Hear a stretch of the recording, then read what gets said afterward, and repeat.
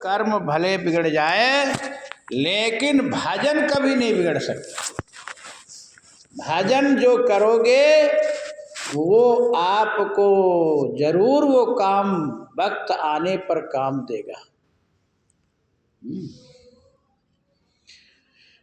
देखो, एक रुक्मणी बहन थी, वो बड़ी भक्तवती थी, आध्यात्मिक में जुड़ी थी, वो सत्संग करती थी। एक दिन उसके सत्संग से एक प्रेतिन आ गई उसके सामने, चुड़ैल जिसको बोलते हैं, प्रेतिन चुड़ैल। ये चुड़ैल प्रेतिन है कौन? ये कोई दूसरा नहीं, हम ही लोग हैं। जो आत्महत्या करके मरता है तो उसको प्रेत योनि मिलती है। प्रेत भी एक योनि है, जैसे मनुष्य योनि, तिर्यक योनि, पक्षी योनि, पशु योनि, ऐसे एक प्रेत योनि होती है। प्रेत होता है। यदि प्रेत नहीं होता तो आप मेहदीपुर बालाजी जाइए, वहाँ देखो, ऊपर हम जाके देख आया हूँ इसलिए कह रहा हूँ। वहाँ छोड़ दे खूब अहुआरे खूब खेलते हैं, कहते हैं आत्मा खेलती है। हम फिरोजाबाद में, यूपी में, जहाँ चूड़ी बनती है, तो एक बार वहाँ नवरात्रि में 20 साल पहले की बात है, राम कथा हमारी हुई नवरात्रि में। तो अब वहाँ कथा हो, कथा के बाद फिर भजन कीर्तन शुरू हो जाए। तो आजकल भजन में नाच, जब तक नाचेगा नहीं कोई तो आनंद नहीं आता है। तो अब एक लेडीज नाचने लगी, नाचते नाचते वो इतना विभोर हो गए, कोई कहा माता आ गई उसको सिर पे, ये आ गए, कौन आ गया भगवान जाने। एक बंदा ने हाथ पकड़ा तो बड़ी जोर से झटकी उसको, जाके गिरा।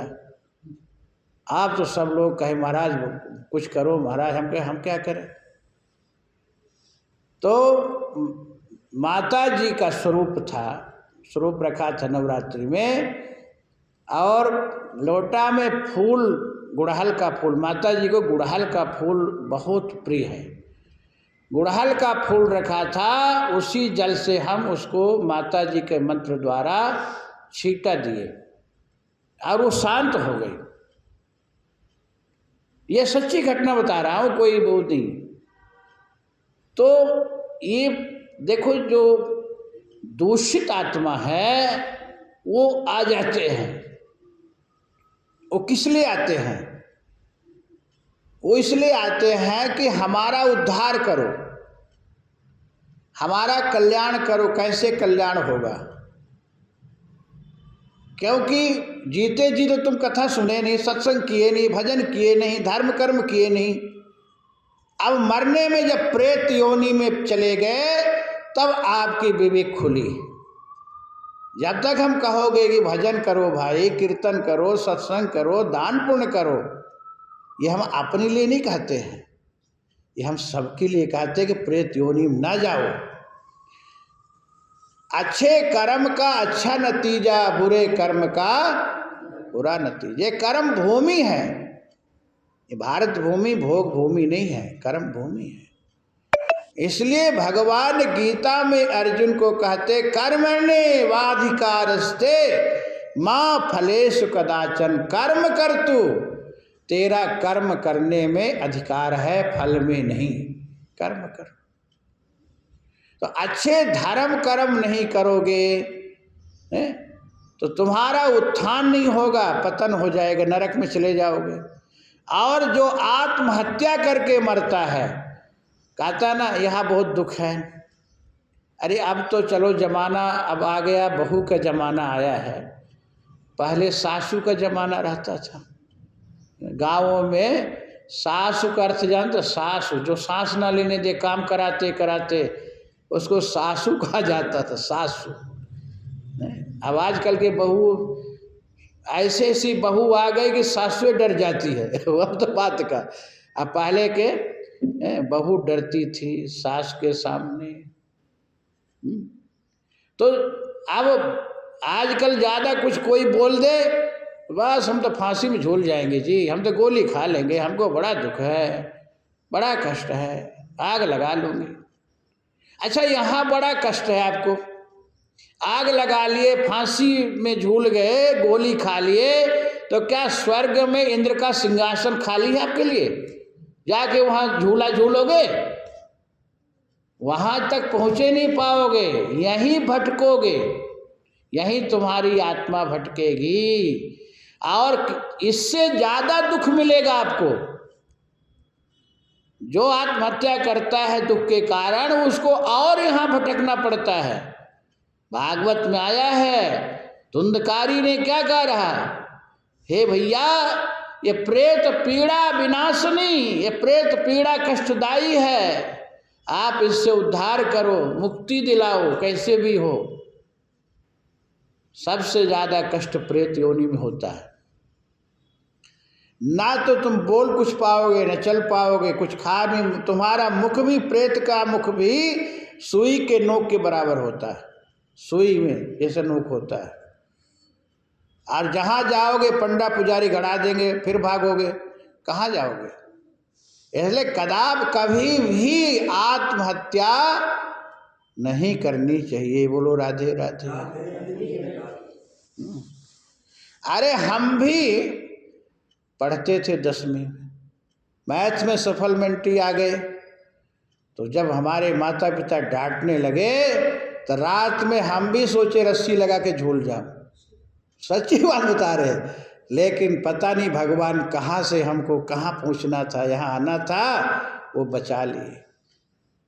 तो भगवान बचाते हैं।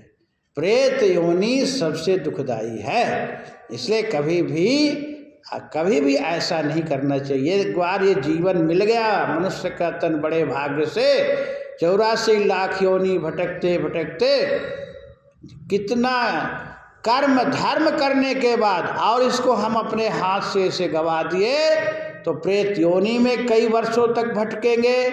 फिर इसके बाद फिर आपको तिर्यक योनि में, पेड़ योनि में, वृक्ष भी एक योनि है। 4 प्रकार के जीव होते हैं, अंडज, स्वेदज, जरायुज और उद्भिज। अंडज वो है जो चिड़िया है, पंछी अंडा देते ना, मुर्गी अंडा देती है, सर्प अंडा देता है, ये अंडज, ये भी जीव हैं।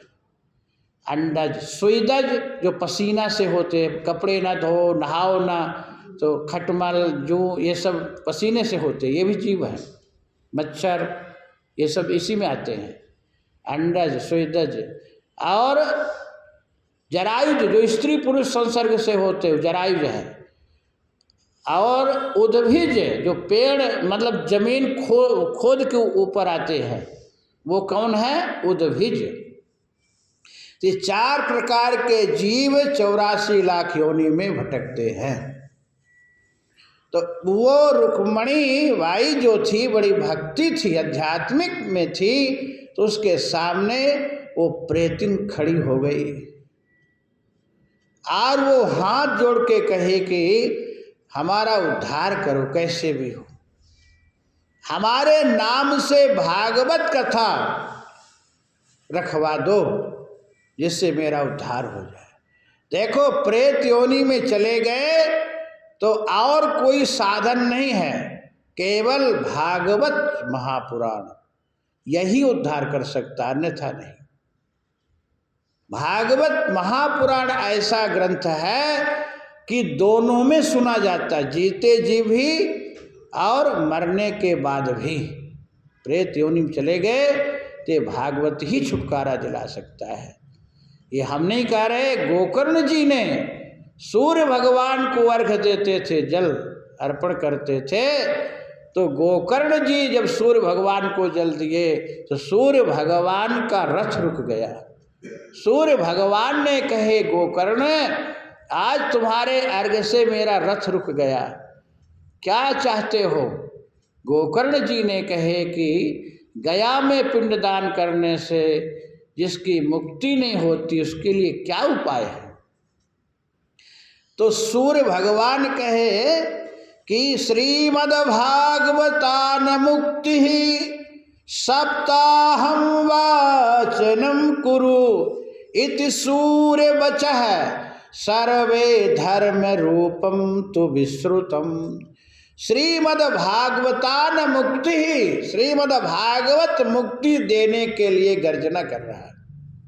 साप्ताहिक भागवत सुनवाए अनुष्ठान पूर्वक, उसमें वेदी भी बनती है, 4-5 वेदी बनती है, कलश यात्रा जैसे विधि विधान से होता ना, वो भागवत। भागवत हमको अर्थ धर्म काम मोक्ष 4 पुरुषार्थ देता है। तो ये सूर्य बचा है, सूर्य देव का वचन है, मेरा नहीं। क्यों? भागवत सब धर्मों का सार है, तभी प्रेत योनि से छुटकारा मिलेगा। बोलो राधे राधे।